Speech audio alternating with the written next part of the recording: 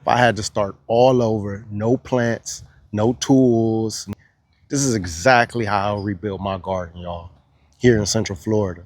I've been growing food for over 5 years, and I've made every mistake you could possibly make, it feels like, with gardening. But the good thing is I made these mistakes early on so you don't have to.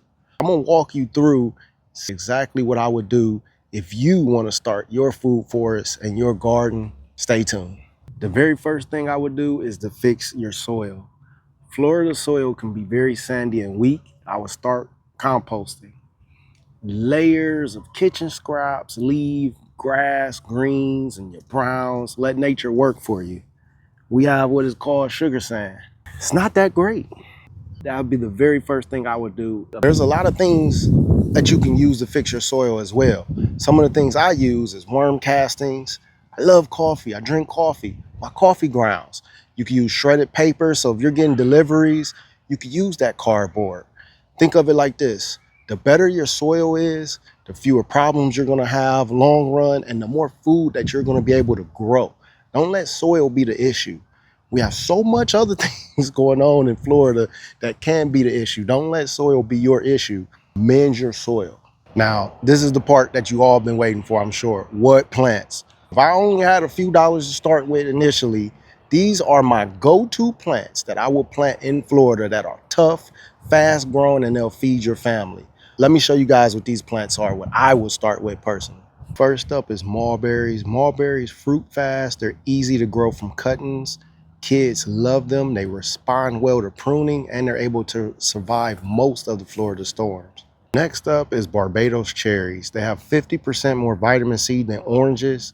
They're storm hardy, and they're beautiful ornamental plants year round, even when you don't have these delicious berries on them. Your kids will love them, and they also, just like mulberries, they respond very well to pruning. Bananas. Bananas, they multiply very fast. They fill space, and they can give you 30 to 100, if not more, pounds of food per plant. They take sun very well, and they can even do well in partial shade. You can't overwater these. If you have kids and you want them to help you in the garden, you know how kids be. They always want to grab that water hose to help mommy or daddy water. Send them to the bananas. Say, oh, go water the bananas, because they can't overwater these. They can't get it wrong. They're easy to grow, and if you have one banana, soon you'll have 3, 4, or 5. Next up is guava. It smells great in your entire backyard, and when you harvest your guava and you bring it in the house, your whole house is going to have this beautiful aroma.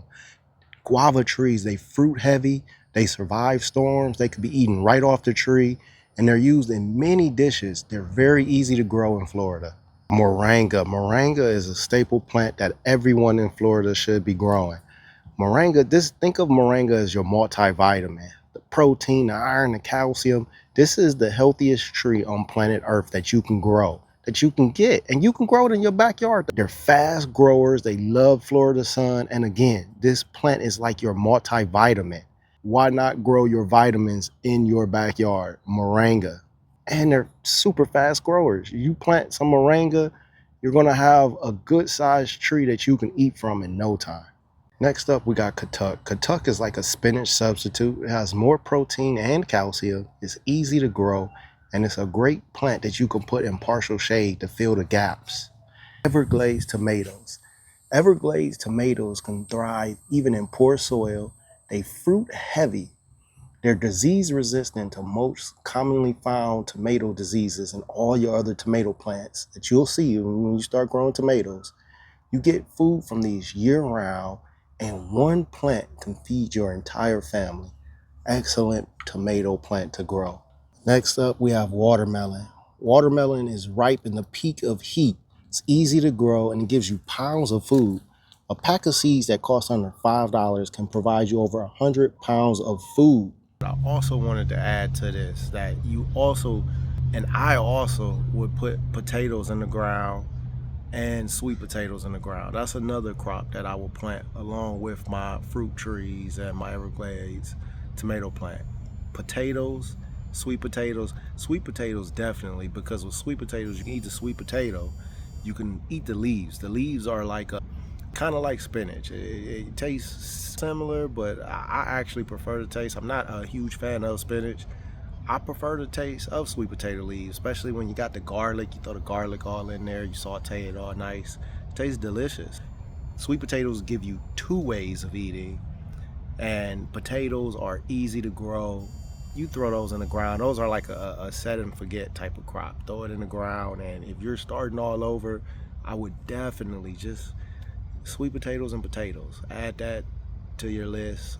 Throw it in the ground, set it and forget it. You're gonna have some easy food. I'm making this because I care, because I know there's people out there that's starting over, and there's a lot of people that's starting for the first time, and you just want to get this right. You just want to grow things that work. You want to grow things that's going to feed your family. You're not all about the flash, and that's why I made this list. I can talk about more seeds and planting certain things like your cucumbers and your squashes and things like that, and those are fine, and you can plant those are good.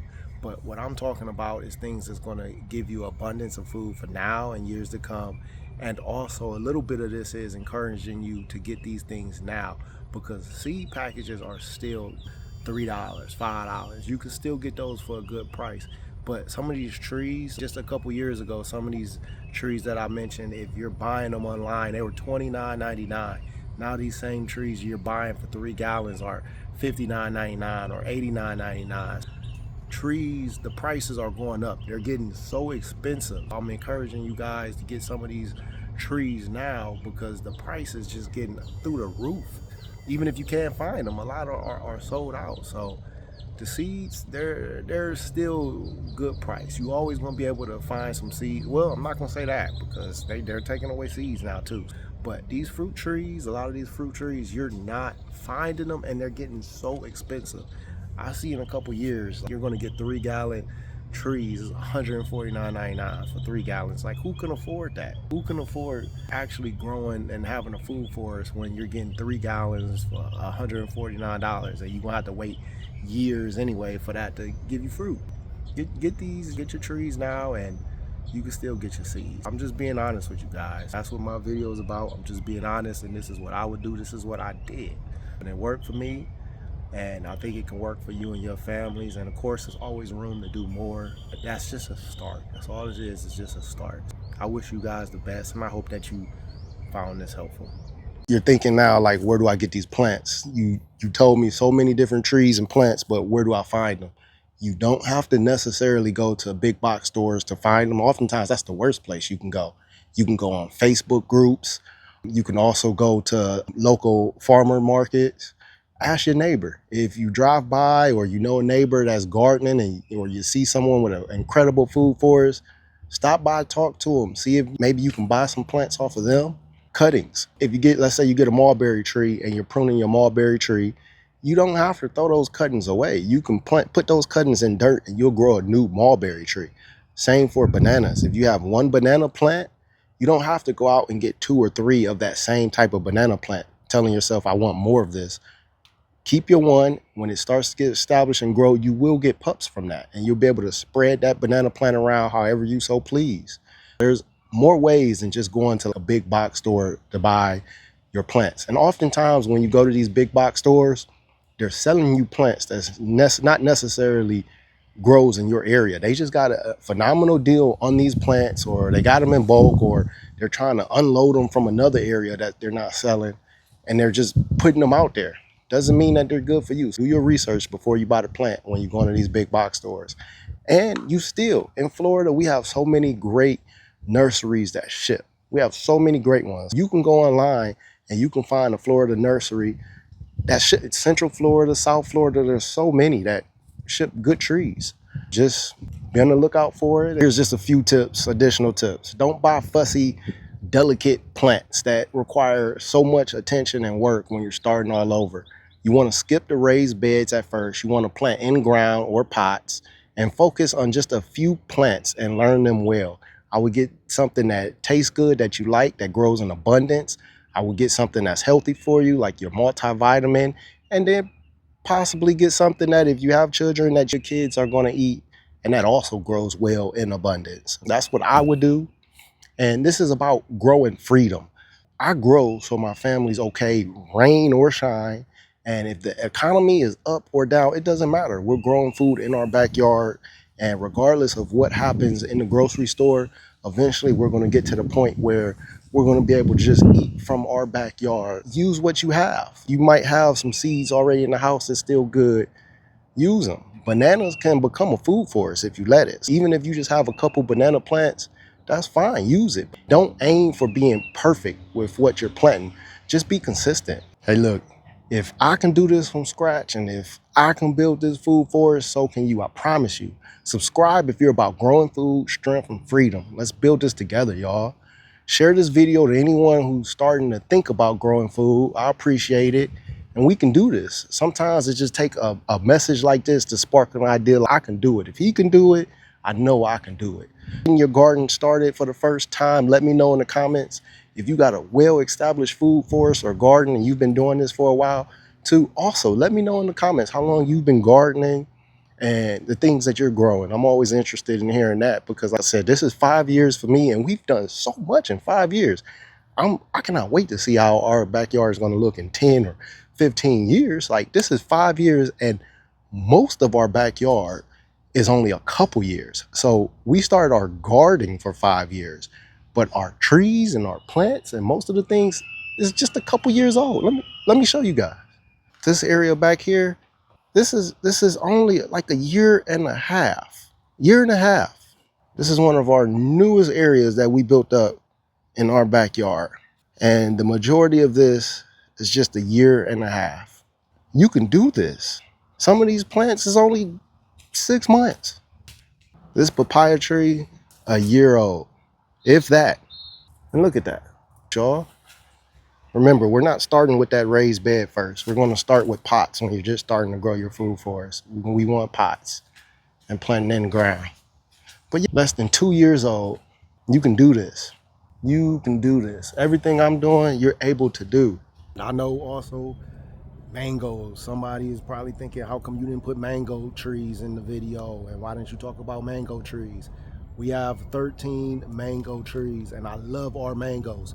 But at the end of the day, when you're first starting off gardening, mangoes might not be exactly what you want to plant. Mangoes, there are varieties that are more easier than others, like the Valencia Pride mango tree that we just got. But also you run the risk of, if you're not doing your research, putting something in the ground that is very prone to disease. And mangoes, they're great and they grow well in Central and South Florida, but it's not going to be the first plant that I'm going to put in the ground or I'm going to tell somebody to go get if you're starting from zero to go get a mango tree. No, I'm not going to tell you that. But after you start to get established, after you fix your soil and after you start to get to learn a little bit more about gardening and how to grow things, then I'm gonna tell you, go get some mangoes. Mangoes, we all love mangoes, right? Just not the first tree. Let's be honest here. And that's not for everybody. Please in the comments don't, oh, mango trees, anybody can grow them. I'm just being honest and I'm speaking for real for the average grower that's starting over or that's beginning. It is what it is. Really appreciate you guys. Thank you guys for watching the videos. Thank you for sharing it. Thank you for subscribing. I really appreciate it. It means a lot to me.